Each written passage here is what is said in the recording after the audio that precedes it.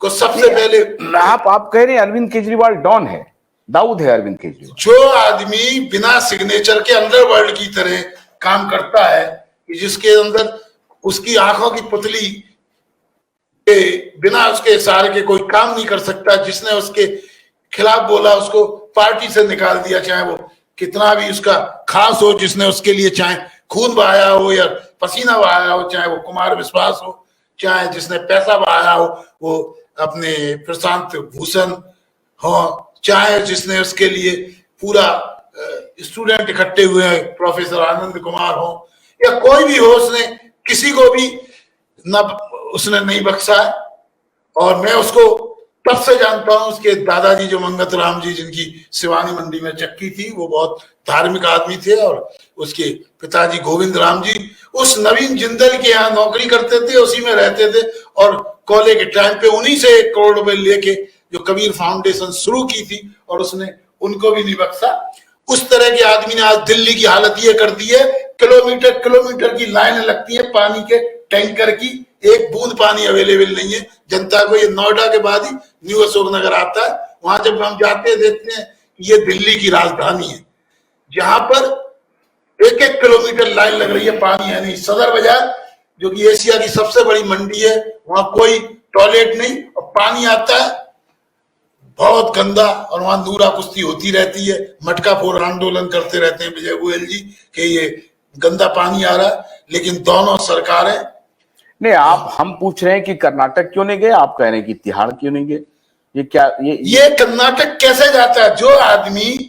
जो आदमी का आप देख रहे हो जो भ्रष्टाचार में लिप्त है, चाहे बस घोटाला देखो, चाहे एडवर्टीजमेंट घोटाला देखो, चाहे राशन घोटाला देखो, ये सारे घोटाले में, उसके बाद ये शराब घोटाला देखो।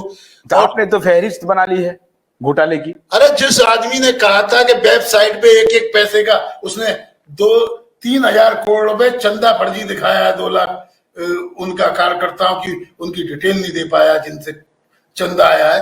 ऐसे व्यक्ति को उसके बावजूद उसकी जांच करने के बाद यदि आप पाएंगे तो देखेंगे कि इससे बड़ा पलटू कोई नहीं है। क्योंकि जब सबसे पहले जिसने इनकम टैक्स की नौकरी छोड़ के आया, और मैंने खुद इस नोएडा के अंदर सेक्टर 6 में इसकी मीटिंग अरेंज कराई थी कि मैं चार्टर्ड अकाउंटेंट हूं, उस समय में चेयरमैन था चार्टर्ड अकाउंटेंट का, कि एक इनकम टैक्स ऑफिसर आया है और उसने कोई किताब लिखी है तो बहुत अच्छी बात होगी, देश के लिए कुछ भला होगा। उसमें उसने कहा था, आपने खुद मीटिंग करवाई थी?